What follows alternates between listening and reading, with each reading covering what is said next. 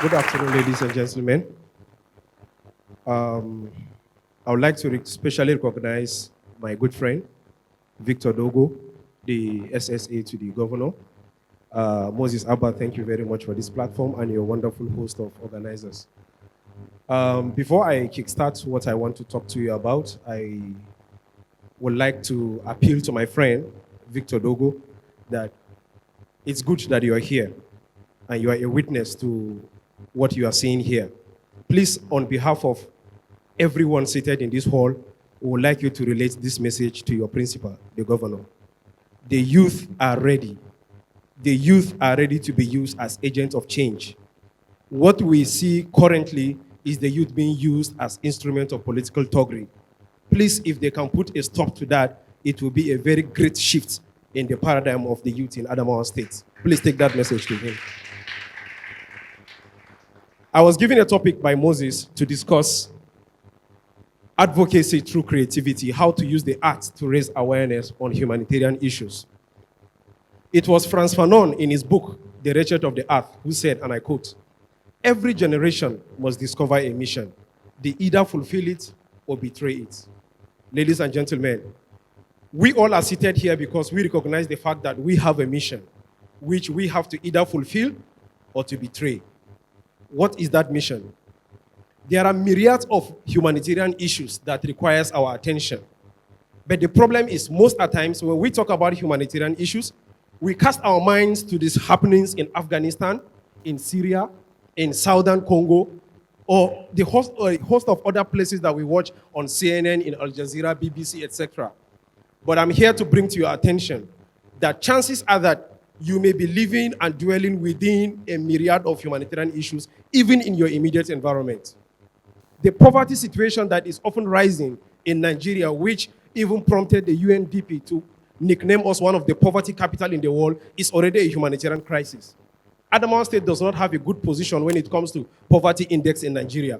It's a humanitarian crisis. Perhaps that neighbor that you have in your society that is struggling to live on 001 is already a humanitarian crisis. When I was conducting a research about 10 years ago, I approached a man here in Yola behind Government House in a community called Boronji. And I was conducting a research on the impact of poverty in Adamawa State using the Millennium Development Goals as a benchmark. And when I approached him in his house and I asked him, "Sir, can you please tell me what is poverty?" This happens in Yola. This happened in Yola. And I asked him, "Sir, can you tell me what poverty is?" He said, "My son, don't ask me what is poverty because you have seen it already." He said, "Look at the clothes I am wearing." And truly speaking, he was wearing a singlet that is nearly giving up. The sleeve that was lying on his shoulder was almost cut out to go. He said, "Look at my children playing. Look at the kind of clothes they are wearing." He said, "Go into this room." It was a thatched round hut. There was no door because they don't even need security. He said, "Go into that room and just peep your head. I perceive a smell." And he said, "When you come out again," he said, "hug my children and look at the dirty nature of how they live." He said, "Write what you see because what you see is poverty." And ladies and gentlemen, there is no better definition that you can get in even the best textbook in the world than the definition that that man gave me. And that simply means that, or that simply underscores the fact that we are living in serious humanitarian crisis. But the big question is, as youth, what are we doing to raise awareness? What are we doing to advocate? What are we doing to become the voice of the voiceless, to become the eyes of the blind, and to become the ears of the deaf? Are we just folding our arms just to watch these things happening and we just throw it with a wave of the hand? Or we are ready to rise up to the challenge and say we want to rise to become the humanitarian champions? It is not the responsibility of the INGOs or some of the people that we nickname humanitarian champions to advocate for these people. The onus lies on you and me. Frantz Fanon said every onlooker is either a coward or a traitor. I'm not sure anyone here wants to belong to either of these categories. But if you are quiet about those things that are happening, then you actually belong to these categories. So many people have used the arts. So many people have used their talents and their gifts to advocate for humanitarian issues around them. You talk about Martin Luther King Jr. He said, and I quote, "In an unjust society, silence is a crime." Will you rather remain silent and be a criminal to the humanitarian crisis in the world?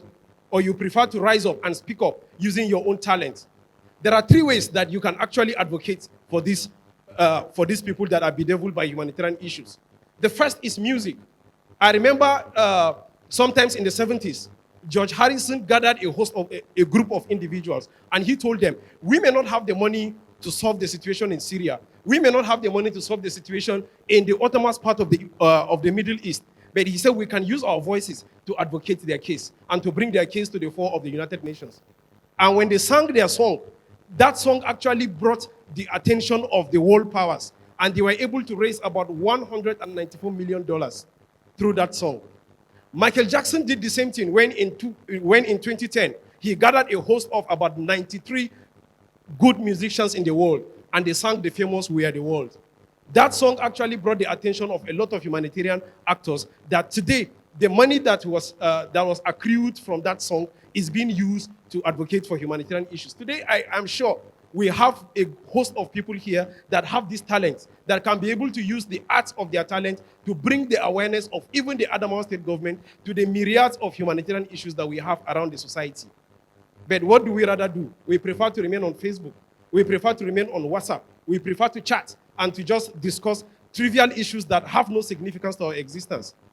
I'm here to challenge you that as advocates of the youth, we can be here and speak till thy kingdom come about all these issues. But unless we desire and we make a commitment of intent to raise our voices for these people, all our noises will be tantamount to shooting a mosquito with a gun, which is a waste of bullets. And I'm telling you, ladies and gentlemen, that a host of people, even in different parts of the world, have raised their voices. Malala, for example, she started advocating for the voiceless. In fact, she was 16 years old when she started speaking. Today, she is a voice to reckon with as far as global issues are concerned. Martin Luther King Jr., that I've told you about, saw a need because of the high level of racial discrimination in his community. And when he started advocating, it caused a positive change in the society.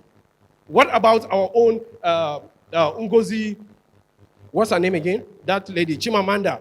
Chimamanda today has become a voice because she has decided to also use the arts to raise awareness on the issues that she witnessed in her own society. You too can also raise a voice.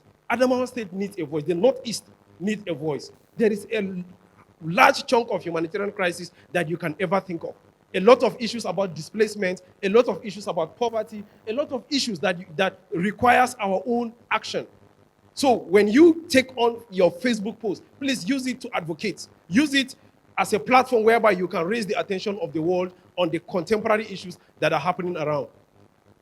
I am telling you, the days of expecting manna to fall from heaven are over.